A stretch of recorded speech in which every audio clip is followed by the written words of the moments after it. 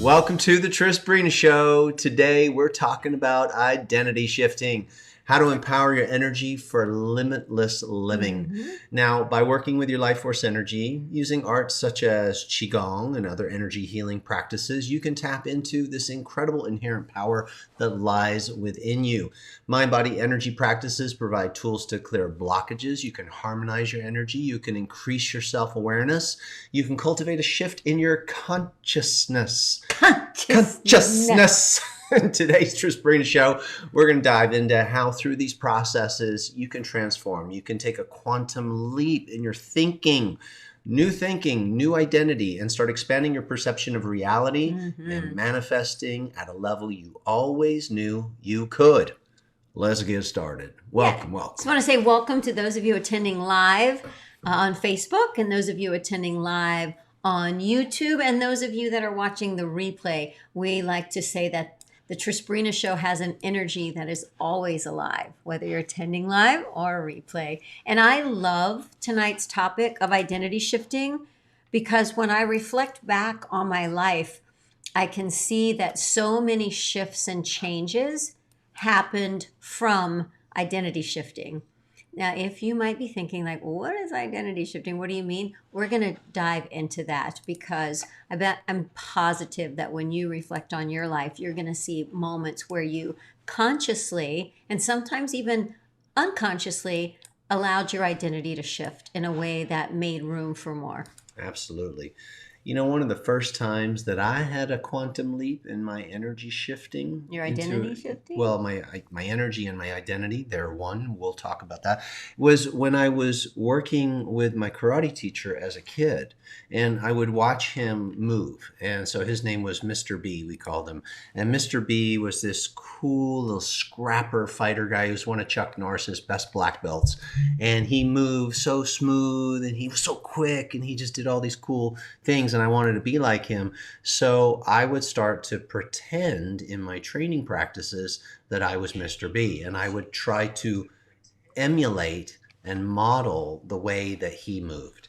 And I remember closing my eyes one time and pretending almost like I was standing inside his karate uniform. And that I had his superpowers and I could model his movements. And guess what? I absolutely upgraded the way that I was moving because I gave myself permission to be a new identity. That was my first taste of this. I was a tad younger. Yeah. I would say 2, 3, 4. You were Well, I infant. I think everyone was. I just have a lot of memories back to those ages. I don't. As children, we're so incredible with imagining, right? Everything that you learn, watching, what did I watch? Sesame Street, Mr. Rogers, The Electric Company. It was about imagining and it was about creating. And I would, in my bedroom, I had a little high chair for my dolls. I had a crib for my dolls. I had a little stroller for my dolls. I had the Barbie townhouse. So I was identity shifting that I was a mom, that I was a caretaker, that I was feeding the baby, putting the baby to sleep. I had a rocking chair. I'm rocking the baby. And with the Barbies, I was identity shifting into being all grown up and glamorous and fashion. And my Barbie would change clothes and jump in the pool and get in the mobile home and go over to the airplane. And it was constantly allowing myself to expand into different versions of myself, pretending that imagination and in that seeing things about myself.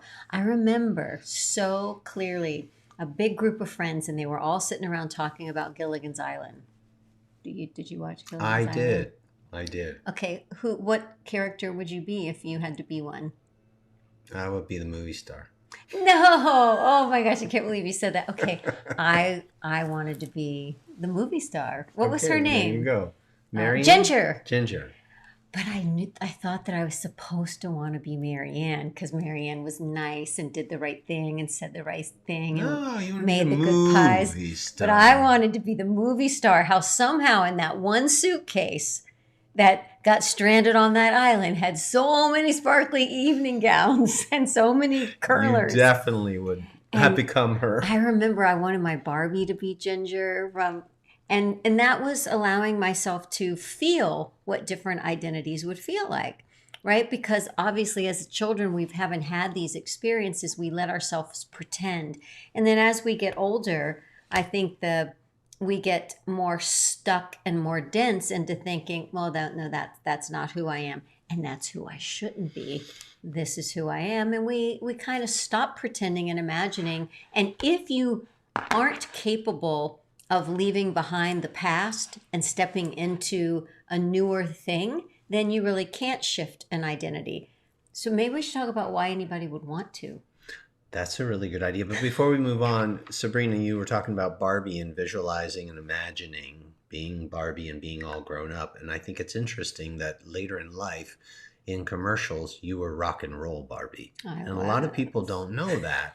But this is a real life rock and roll Barbie right here. So the power of visualization and becoming a character ended up actually manifesting, which is the bridge to why should you care about identity shifting?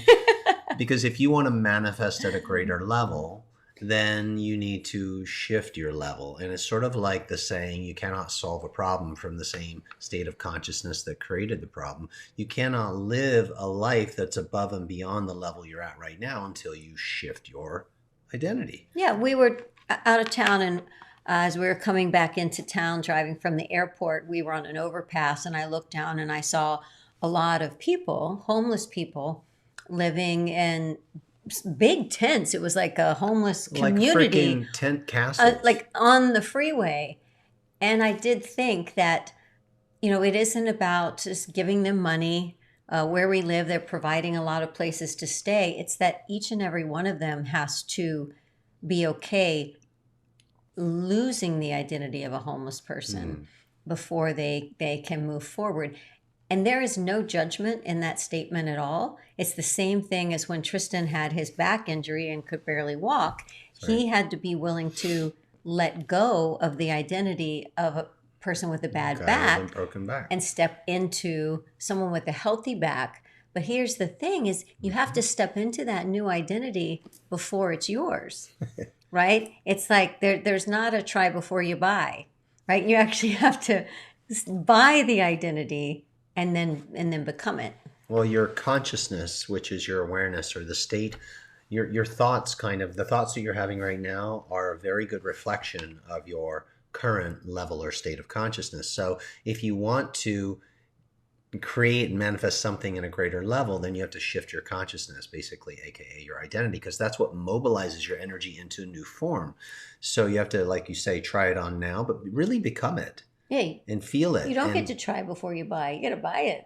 Okay, so you fully purchase the identity now and become it now. And so something Sabrina shared with me years ago that I thought was so cool was like a script writer is able to write a script for the movie star, right? Ginger. She gets her script and then she reads the lines and she puts them on, tries them on, and becomes that version of the character. And so because she's an actress, she gives herself permission to get into character and feel that. So when she shows up on camera, she can play the role. Why don't we do the same thing right now with our energy and our thoughts and our imaginations and read the script in now and give ourselves permission to play that role rather than the mind coming and going, oh, well, you're not really there yet. That's kind of fake. You don't have that yet. Yeah. Well, you can't have anything until you shift your consciousness because it's always a reflection external to internal. But isn't it the truth that each and every one of us right now is playing a character that we have decided is the current character of the nowness, and we are reenacting the life with the limitations and the possibility defined by us of that character. We're acting out the script. So it isn't like, oh, you don't have an identity and you've got to have an identity shift. It's like, no, you've gotten really good at creating an identity. It's exactly the one that you have. Again and again and again. It's a story, right? Well, let's talk about the caterpillar. Okay. So we all know the story of the caterpillar. It's not a story, it's a fact. The caterpillar goes into the cocoon and emerges as a butterfly. But if we kind of dissect that a little bit and think about some of the aspects of it that could relate to shifting identity, is that the caterpillar isn't aware of what's about to happen. The caterpillar isn't aware that it's going to let go of all of its Caterpillarness? caterpillarness. It's not aware it's going to Of the let go of all cocoon. of that. But there's a calling. There's a calling that more is possible. And so this kind of weirdness of what might feel like shutting down, getting small, getting quiet, moving into the unknown of Dying. this cocoon, so that this transformation into a new identity can happen, into the butterfly. Then when this new identity happens and it's a butterfly, the butterfly, I've never heard that a butterfly goes, "Hey, where's that freaking caterpillar? Where'd it go?" Right? It has shifted. The caterpillar has become the butterfly. And that's a beautiful identity shift. And then I add to that identity shift, but it really isn't enough for me to be a butterfly unless I spread my wings and unless I fly. So then that continues the identity shift. What does spreading the wings as a butterfly look like? What does flying as a butterfly look like? This constantly evolving potential and redefining the possibility of what can happen, because that caterpillar, first of all, didn't think it was going to become a butterfly, had no idea it could spread its wings, and had no idea it could fly. So you don't have to know, as you're saying yes to a better quality of life, or maybe better relationships, better health, more financial abundance, whatever it is, like your potential. When you're saying yes to that, you don't really know what it's going to look like or what it's going to feel like. And that's okay. We don't have to worry about that. That's all taken care of in the shifting of the energy. I love the direction this is going, especially with what you just shared, shifting of the energy and then the script writing process. Like, we have a show that we love, love, love watching. It's called Chicago Fire. And you out there, Matt Earl, amazing director that you are. We love this show so much because the characters. We love the characters. We love the plot development. We love the storylines. We love the service, the heroes, all of it. But you know, those script writers, sometimes, I mean, they've got vision for the characters and where they're going, but the way things work out on set, the way that the energies and the dynamics line up, sometimes cause the script writers to change the storyline because it's being created in the now. And the director shoot it in a different way that gives us a different perspective of, ooh, there was some tension as she slid across And the that back came seat. across really good on screen. Yeah. Let's go down that path. And life is like that. You move into action, you take these steps, and then you get feedback, and your energy says yes or no. Then when you get those yeses, it starts shape-shifting into these new characters and this identity development. And so it's really important to move towards what you love and then allow the divine writer to actually show you where this might be going, because you might have an idea of how it's going to go and try it on and realize, no, that's actually not what I wanted. But unless we take action and inspired action and move towards it, the script writer of life and the divine can't really help you. It's sort of like you're waiting for the next season to come. We don't know what's going to happen. Yeah.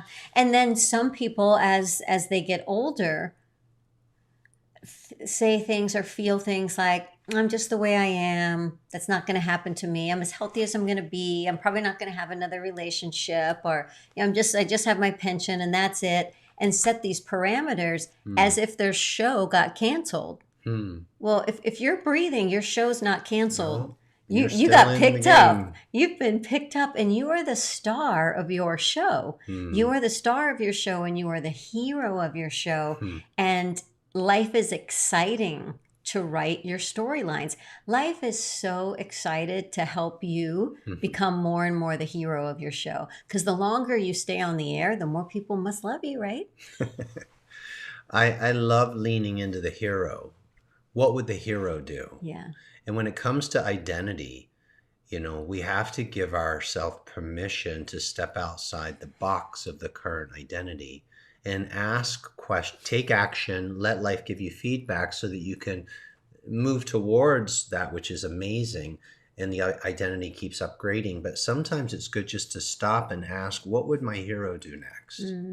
right? Like you might be at a fork in the road or at a still point. You're wondering, I don't really feel fulfilled in this area right now. Could be in your business, could be in a relationship, whatever it may be. And ask yourself, what would the hero do next? Mm-hmm. And then dream. And you have to allow the identity to jump or to shift. Yeah. And then try it on now. Like roll the tape, roll the script, and pretend, act as if, like I was doing with Mr. B. I was Mm-hmm. moving as if I was him, and then I Yeah. loved the way it felt, and I actually became that. I took a quantum leap. I remember other students like looking, going, whoa. Like I remember one time Mr. B had told me I could teach class. He gave me a section of class that I could teach. It was my first time ever teaching. And he had a kick called the spinning back kick. And he learned it from Chuck Norris, and he was really, really good at it. And I remember working so hard on this kick. I wanted to do it like Mr. B. And so I got a heavy bag and I hung it up in my garage. And every day after school, I would spin and spin and spin until I could kick it. And he used to say, Chuck Norris had this uncanny ability to hit you right in the same spot every single time. No matter what you did, he was going to get you. And so I wanted to get that good. And I remember feeling really confident about this. And then he said I could teach this segment of class. And I was like, I'm going to teach the spinning back kick. And so when I taught the spinning back kick, I was very confident and I allowed myself to be like Mr. B teaching. And it was a quantum leap Mm-hmm. in how I moved from student to, in that moment, teacher. Yeah. And I loved the way it felt so much that it anchored in, and everything in me started moving to that new identity. So you might not make the full leap and you're there, Yeah. but you might bounce into it for a moment and go, ooh, I like it. Now you know what to entrain to. Mm-hmm. So try stuff like that. And the identity shift actually happened when he was in his garage saying and feeling, I want to kick like Chuck Norris. I want to. Now, it's not that he was becoming Chuck Norris. He was becoming a full potential version of himself for that current point of now in his life. Yep. You know, when we imagine, pretend, I'll call it rehearse, there's usually, it usually doesn't have a lot of anxiety, right? It feels fluid and playful. We kind of dream about it, and then we're like, oh, what if it was like this, or what if it was like that? And that's the same quality that you have to stay in. This dreamy, fluid, with a sense of ease, with a playfulness, with the possibility. It doesn't need to change when you bring it into what you're going to call the current moment or the now. It doesn't need to be, oh, now I got to get all serious. Now it's all different. Keep it in that same vibe all the way, because the shift in the identity, it already took off. Don't try to change planes halfway through. It will land at the new identity. So let's talk about energy art, since we referenced that in the very opening of the show. It's like clearing blockages, getting issues out of the tissues, using the energy to mobilize your consciousness into new form, into new identity. And one of the things that happens when your energy gets blocked or stagnant is it kind of freezes in the identity that you are right now into your body. Your mind gets stuck. So your mind's not just in your brain. We always talk about this, the mind's in your body as well. And so you want to work with the energy, so you're up leveling the mind. You're giving the mind the ability to be guided. I'll go into that, to be guided by your true identity. So what do we mean by true identity? Well, we believe that there's a knowing inside each one of us. And I'm looking and pointing here to my heart center. It feels to me the soul is spirit embodied as my soul, as my inner being. And so this inner knowing has an identity that can be shaped. So the identity in this case is sort of like, what's the core value of the character? What's the core value? So the core value of Tristan's character, no matter what level of character I am, the core value, the through line is always, I want to be love and I want to serve love. I want to be in love. I want to experience and awaken love at the most profound level that I can feel it. So now that love can shape itself through the identity into different form. Right? So as I'm clearing my energy blocks and I'm getting dialed into that brain of my being, that inner knowing starts to show me what's possible. I start to get insights of what I can become, of who my character's full potential is. And it's incredible. So your energy can inform your identity when you open it up. There are many layers to you that you haven't even tapped into yet. So keep moving your chi. Okay. Who moved my chi? Who moved my chi? You might need to sit down for this one. I think Tristan did. I think I know what this one is. This is going to be good. So we were just on a flight and it landed and we got off. And as we were walking to get our luggage, I said to Tristan, like, you know that every cell in your body is different than it was 10 years ago. Every single cell. Every single cell. Every cell. Is new and has been generated from the thoughts and consciousness and energy that we have. Mm-hmm. And I reflect back on things from 20, 25 years ago that I judge myself for, maybe I feel shame for, or wish I had done something differently. And I said to him, I'm like, but there's not a single cell left in me that participated in that. I'm not that person. So talk about letting yourself off the hook for things from the past. There's not a cell in my body that participated in that. That's not me. So even the body has this shift of identity and letting go. The only way that I would stay identified with something that didn't feel amazing from the past is because I choose to bring the past into the present, recreate it, re-feel it, and rejudge myself for it. Otherwise, it is completely not existing. It doesn't exist. It no longer exists. And then this incredible thing that we are actually creating our organs and our tissues and our entire body with the thoughts and feelings and consciousness that we have right now. So if there was something that was in need of healing before and you're like, I healed it, the cells that were unhealthy are completely gone. Healing is like new cells. How did you make them? With new thoughts, a new understanding of possibility, a reframing of possibility, a stepping into it, and a shift of identity. The Tristan that can walk and kick and punch right now is actually not the identity and not the same back that couldn't walk for 5 years. Doesn't that blow your mind? It's mind-blowing. Doesn't that blow your mind? And guess what? You better forgive everybody.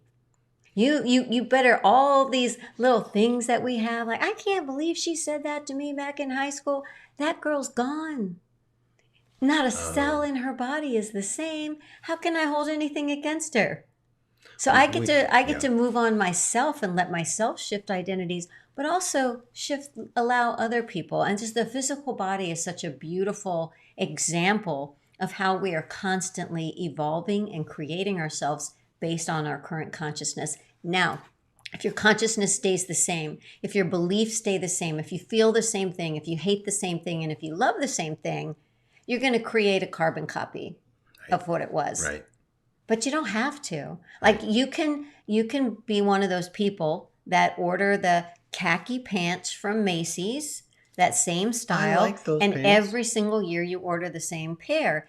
But it's not the same pair of pants. You just ordered an identical pair to wear in the now, right? So that's why some people say, I don't know, for me, nothing's changed. Yes, it has. But you just keep wearing the same thought and you keep wearing the same feeling. Therefore, you keep feeling the same ways. Okay, let's take a breath. So if it sounds so easy, right? Just change your thoughts to change your life. But we find ourselves looping in the old storylines. And remember, for every thought that you have a corresponding feeling in your body. And feelings feed back into more of the same thoughts, and therefore you're in an identity, which is basically a loop. So you have to find a place to interrupt the looping pattern. You have to interrupt the pattern, and we would recommend doing that through your body and aligning your energy back to its natural flow so that you have the capacity to identify what you really love, because your body's your teacher and there's wisdom within and it wants to share with you and guide you and help you. But if you keep muting it or disrupting your energy, which leads to negative emotions, you can never lock in on that true identity. Yeah. So through bodywork and healing modalities, you can listen to the soul goal that your highest identity wants for you, And then you can start mobilizing that with consciousness, right? Mm-hmm. So as you said, the same thoughts are going to create the same body. It's basically a Xerox machine, right? Yeah, it can So be. we really have to like catch your Yeah. consciousness and identify where am I at right now, what's going on, and then find the tools, energy work for one, and Mm-hmm. listening to the brain of your being and trusting that what it's serving up, we call it an upload, a satori in meditation, you will get an inspired thought. Yeah. You will get an inspired script. You will get a new idea. We got to stop muting those ideas. Oh, I don't know. That seems really big. Like Mm-hmm. a quantum leap is a big leap. It's like moving from one identity to something completely different. So, how do we make these quantum leaps? A big part of it is letting go and trusting. Mm-hmm. You said forgiving. That's a big part of it. If we can't forgive, which is ultimately for ourselves, it keeps locking us into that identity and looping us into that with that energy. Maybe not that person exactly, Yeah. but you said this earlier today. Every judgment that you have on another person embeds you with Entangles. entangles. Thank you. Entangles you with their energy Yeah. field. What? I Yeah. don't want to be entangled with certain people. So, but it's not just people, right? Just with a vibration. So as far as shifting, I'm just going to use as an example the health of the body. So when we worry, oh gosh, I hope this is getting better. But underneath that, I hope this is getting better is really, But I'm really concerned. I'm really worried that it's not. I've just entangled my energy with the That opposite of a identity. healing. I've entangled my energy with a condition of maybe aches or pains, something that I'm trying to say that I don't want, but because of the worry, because of the quality of the emotion and the quality of energy, I'm entangling myself to that.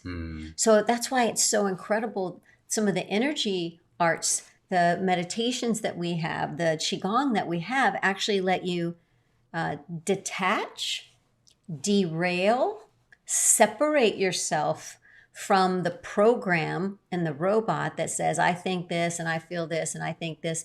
And for a moment, can you just not?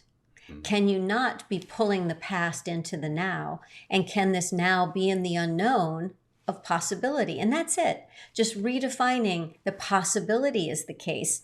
You don't even have to push it to, well, I feel great. That part of my body feels healthy. You don't even have to go there. Just stop entangling your energy with anything that's pulling you towards what you don't want. Right? A lot of people say they want relationships, but the conversations and the thoughts get looping in. Maybe I'm too old. I don't really know. Things haven't worked out in the past. The other girl always seems to get the guy, but I really want someone. Oh, you just entangled yourself with all of those other things. You want to entangle yourself with possibility, and that's going to have a lot to do with your brain and your thoughts and your feelings. That combination, the brain.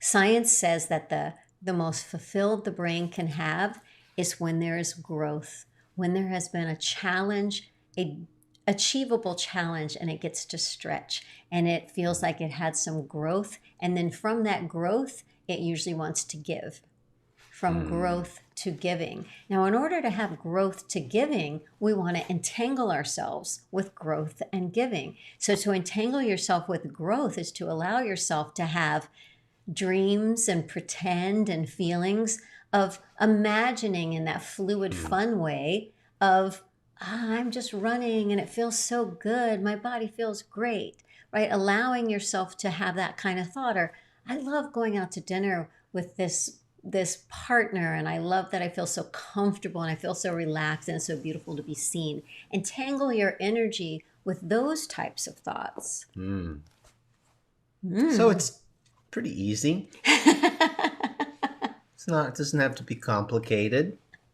It's actually true, right? So much of this personal growth work is letting go of the old, allowing ourselves to be present to the power of now, listening more to the gorgeous intelligence that's already here, following it, breathing into it, living in it on the regular, telling the new story. The new story to me isn't a story you lay on top of an old story.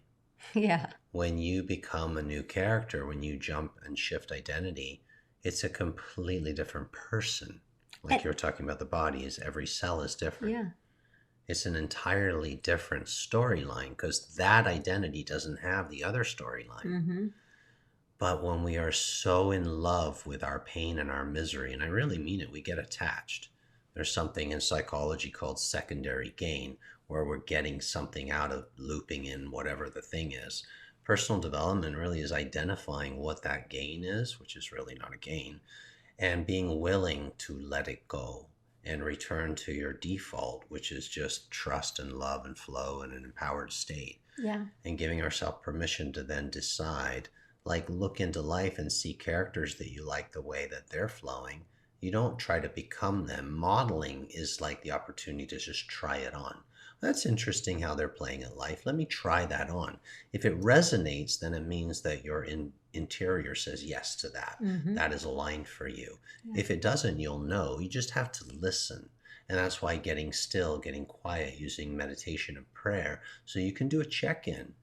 Really, there's so much intelligence inside. Sometimes people would say to me like, oh, I don't know, my mind comes in, it gets in the way. We got to get past that mind. Learn to breathe into now. Don't be past future. Just really tap into now.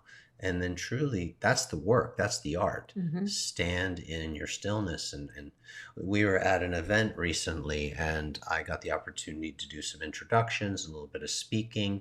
And I saw some people there that were speaking with great confidence and understanding of their craft. And I really enjoyed the way that their character was showing up. And I was like, ooh, I'm going to identity jump into the feeling of that, like just like with Mr. B. I'm going to pretend that I'm him. Totally. And I tried it on, and I was like, because I had a little trepidation at first, thinking, oh, that could sound arrogant, or you could come across like a know-it-all. And I was like, well, wait a minute, I can blend the lovely energy that I like about Tristan and the compassion and the understanding, empathy, and try on that strength character. And I did, and I was like, this feels really good to me. Mm-hmm. And so looking at others to find examples of jumping identity is really great. Mm-hmm. Right? And sometimes it's just taking a pause from the character that I've been playing, from the thoughts that I've been having, what I've been worried about. My phone did a funky thing and it wouldn't let me clear the screen. Tried and tried, turned it, tried everything. So what did I do? I turned it off. Reboot. Turned it back on, and it was fine. What do we do when the toaster doesn't work? We unplug it. Wait 30 seconds, plug it back in. The same thing with the computer. You shut it down and restart. Well, sometimes that's just what you need to do with yourself. When you're stuck feeling the things that you don't want to feel and thinking the things that you don't want to think, you actually can't jump into thinking, just start thinking and feeling 100%. No. But how about just detaching, derailing, and stopping and pausing? Because when you can drop into the now and that energy of now and the consciousness of now, the past isn't there. So everything then is a fresh choice. So don't pressure yourself thinking that you have to I got to create and visualize and affirm all this stuff. Sometimes just come to the now. That other stuff won't be there. If it's there, you're not in the now. That's a big tip. I'm going to show you guys something. I have no idea what it is. Might be cool. I'm not going to pull it all the way up, but this is a picture of me in the middle. Well, come forward more. And these are a bunch of people around me. Sabrina's on there and other teachers. Okay. And what I was doing was I was creating a tool to help my mind identity jump. Mm-hmm. So I had Yogananda, and I had the founder of Sedona Method, Lester Levinson. I actually have Tina Turner on there. Yeah. and I have Morai Ueshiba, the founder of Aikido. Yeah. I've got Sabrina on there, and just several teachers that I love the identities that they are for me. the way they showed up or show up in the world. And so I put me in the middle to absorb, like Mr. Burbage, Mr. B, to absorb qualities that I loved in their identity. So I would try them on. And that's a little tool, a way that you can get role models or identities that can help you literally upgrade yours. Because why wouldn't you, right? At the end of the day, I just want to be so dialed into the divine that it teaches me the ideal identity for me. But trying on other stuff speeds up the process, because then you just listen. And if it feels good, then it's aligned. If it doesn't feel good, it's not right. So anything you can do to keep moving forward and keep evolving and keep growing, because there's more, more has been assigned to our name. So let's go. And remembering that there are miracles and there is magic, and we are in this incredible universe. I think sometimes we get so heavy and stuck in the past because the reality is already the past. What we call reality is already the past, right? Because we're in the now thinking about the past, calling that the reality, that we forget that the whole thing is magical, that this whole universe is magical. The fact that our thoughts create things, the way that we feel, the way that we have choices, everything that the whole thing is a miracle, and it's so magical. And that heavy limitations we put on ourselves is because we start thinking that everything is this analytical process. It's math. It's 1 + 2 + 3. It's hard work. It's ABC. It's baby steps. I got to work really hard. And then when you do sometimes start to want to change your beliefs and expand into something else, many, many people's friends and families don't like that. Hey, what are you doing? You think you're better than us? You do get some pushback. Look at Mr. Hotshot over there thinking he's going to do something. And that doesn't mean that they don't love you tremendously. They might be afraid you're going to get hurt. But if you look at so many people who have changed the world, and then look at the family that they came from, but probably back a few generations, their parents and their parents, someone had to say, I think I'm going to pause. I think I'm going to unplug. I think I'm going to look at this a little differently. I think I'm going to make choices, and I'm going to be the legacy of letting go of some of these limited beliefs. And I'm going to open the valve on possibility for our family for generations. And I'm going to start sharing this with the family. And then that gets adapted. And then the next one and the next one. I mean, I look at, what I'm doing and the thoughts that I have and my brother has and what we do. And I see how my family evolved their thinking from their parents. Absolutely. And worked so hard to help me be able to have the opportunities to think something different. And were there maybe a few people in the family or around that were like, oh, who does she think she is? Maybe. But I think ultimately now it has caused a avalanche from different people questioning those limited beliefs and stepping into something more, that the whole family is more open to possibility. I mean, he was watching a reel. You were watching a reel this morning, and I'm like, who is that? They're so cute. And it was Sylvester Stallone's daughter. And she was saying, like, she didn't know her dad was famous. And it was just really cute where she was saying, because of my dad, this just seemed natural. He always told me, don't worry about what anyone else thinks. Just be myself and just do this. So because that's what she was told, that's what she did. And that was his message to her. And somehow he picked that up from somewhere. So it is this beautiful responsibility to be contagious with possibility. So good. Right? Can we take the responsibility of being contagious with happiness, with joy, with kindness, and sort of rewrite possibility and miracles as more of the norm and the expected, rather than the dread is the expected. When's the next shoe gonna fall? Right? You hear that a lot more than, I heard a shoe, I hope it's a good one. Right? Reframing away. Yeah.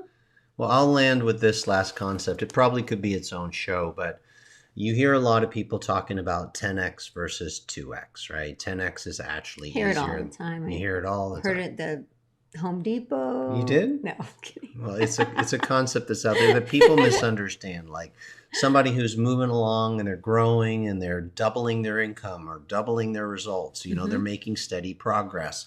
Some people call this Kaizen. It's that slow, steady, incremental, ongoing progress. And I think there's a place for that. It's really good. But when we're talking about quantum leaps and big jumps in consciousness and results, sometimes you want to challenge yourself. What would a 10x result look like? What would it be? For who would I have to be to 10x in this area? Who would I That's the get key. to be? Who would I get to be? Who do I need to open myself to the possibility of being to tap into that level? And what's cool about doing this is it causes your consciousness to open and expand and find ideas that your other consciousness couldn't, because it's stretching you. And it's like, whoa, that's big. That's now, I don't think that doing this all the time is ideal, and I'll tell you why. But I think it is really important to open yourself up to greater possibility, because, you know, it's not that hard to settle and get comfortable and rest on your laurels. We all know this, right? What's a laurel? Rest on your laurels. It's a saying. It's like, what's it mean? It's like plateau out. Are you messing with me? Your Jacking laurels? No, they're probably your butt. it's not. It's rest on your laurels. Somebody can tell us. What's a laurel, guys? Anyway, the saying of don't compromise and plateau is like, hey, it's time for a growth spurt. We talk about this in our goals process. You get to a certain stage in your development that it's time for innovation. So I would encourage anyone who's been feeling a little stale, a little bit like resting on their laurels, look for a 10x opportunity. Or just Groundhog Day. Yeah. Right. Ask yourself, what would that look like and who would I get to be if that was my new identity? And really lean into it and like have some desire behind it and go after it, because you have to become somebody else in order for that to happen. Now, once you hit another peak level like that, I do think it's good to just really ride that level for a while and own that. And now in the process of up leveling, you're going to get a lot, but ride it out and embody it and become masterful at this new level. And then up level again. Does that make sense? So give yourself the permission to kind of up and up, but make sure you haven't been riding this one for too long. And don't always be identity jumping, because it's a little bit hard on your system in my experience. So that's my final thoughts on this. A laurel is an accolade, Bonnie says. So don't rest on your current accolades, meaning don't achieve something and then think, now I'm done. I love that. Keep growing. So here's a challenge to myself, and you're welcome to join in, is when we wake up in the morning, choose your thoughts. Instead of thinking about the problems of yesterday and putting them on for today, so that you're sort of recreating yesterday. When we first wake up, especially before you get into anything, start choosing your thoughts and feelings. I like to do things immediately, like even if it's just saying this quietly inside myself, I like to feel good. I like to feel joyful. I like being happy. I like being around happy people. I love feeling confident. I love to be kind. I love being productive. I love learning. I love talking about God. I like being aware of God. I like knowing that the Holy Spirit is inside me. I like knowing that guidance is available to me anytime I want it. I love being aware. I like listening. I like being surprised. I love expecting miracles. I love knowing that miracles are all around and I get to see them whenever I become present enough. I love noticing nature. I love being in my heart. I love being kind. I love saying thank you and gratitude to people when they're kind to me. It's kind of like, remember what you love. I love feeling great in my body. Just remember what you love so that you sort of saturate your energy with that, which is going to raise your consciousness, because now you're having different thoughts and you're having different feelings and you're remembering what you love, right? Even sometimes for me, we have a fan right over our bed, and it's Texas. It's 104 right now. Sometimes it's like, I love that fan. I love that fan. And I love how soft our sheets are, and I love hearing the puppy snore. And that launches me into such a more beautiful day than when I wake up and I go, what frickin' day is it? Oh, it's Thursday. Okay, Tristan's got to teach. I got to do blah, blah, blah. Right? Not a great jumping off point. And you can do that before you even think about any type of ritual or any type of energy program. Just get in the groove. Get into the groove of what you do love. Well, thank you for joining us for Identity Shifting. Hope that you got tons of ideas and insights and learned a couple things about yourself.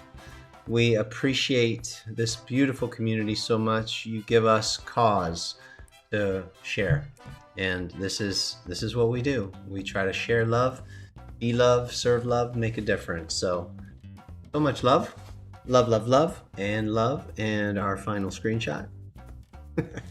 Have a beautiful rest of your Thursday or whatever day you're watching this. Till next time. Share the love. Yeah.